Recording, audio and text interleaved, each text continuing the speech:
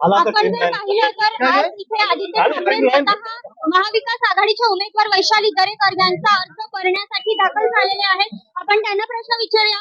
तर आज आपण बघतोय तर शिवसेना विरुद्ध शिवसेना असं हे लढत इकडे पाहायला मिळणार आहे कल्याण लोकसभेत. काय म्हणते? बिलकुल नाही. शिवसेना उद्धव बाळासाहेब ठाकरे पक्ष विरुद्ध डरपोक गद्दार गँग अशी लढत आहे.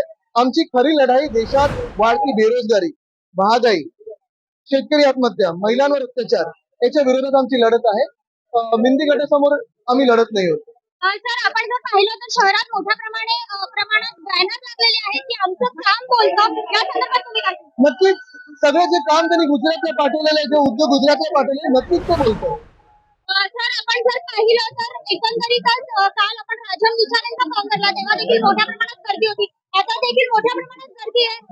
एकंदरीत अंडर करंट काय सांगतो? नक्कीच आहे. आपण पाहतोय इथे मोठा करंट आहे. महत्वाची गोष्ट एवढीच आहे, गर्दी आमची सगळे कार्यकर्ते आहेत, सगळे आमचे महाविकास आघाडीचे कार्यकर्ते, मग शिवसेना आहे, राष्ट्रवादी काँग्रेस, शरदचंद्र पवार साहेबांची काँग्रेस आहे, हे सगळे करत असताना सगळ्यात महत्वाचं म्हणजे जे लोक आजूबाजूने हात करत आहेत, प्रेम देतात, आशीर्वाद देत आहेत, हे खूप महत्वाचं. हे प्रेम आणि हे आशीर्वाद निवडणूक जिंकणारे आशीर्वाद आहेत. सर जर आपण पाहिलं तर काही दिवसांपूर्वी वैशाली दरेकर उमेदवार जाहीर झाल्या त्यानंतर त्यांच्यावर आपल्या शिवसेना अंतर्गत नाराजी देखील थोडीफार पाहायला मिळाली. ती तुम्ही कशी सॉल्व्ह करणार?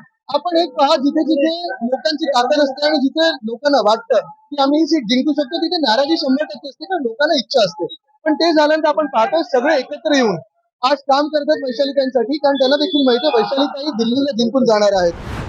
जिथे जिथे लोकांना वाटत असतं की आम्ही जिंकू शकतो, तिथे चांगलं हे प्रत्येकाने तिकीट मागणं गरजेचं आहे. जिथे तिकीट मागत नाही, जसं आपण पाहतोय मिंदी गटात ठाण्यात असेल, कल्याणमध्ये असेल, अजून उभं राहायला कोणी तयार नाहीये. म्हणजे तिथे त्यांना माहिती आहे की ते हरणार 100%. आपण बघितलं तर राजन विचारे देखील मोठ्या प्रमाणात तयारीत आहेत. त्यांनी देखील मोठ्या प्रमाणात प्रचार सुरू केलेला आहे. वैशालीताई देखील इथे प्रचार करतायत. कसं बघताय या सगळ्याकडे? आणि उद्धवजी ठाकरे येणार आहेत का? 4 जूनला आम्ही ते विजयाची मिरवणूक काढणार. उद्धवजी ठाकरे नक्की प्रचारासाठी येणार, 100%.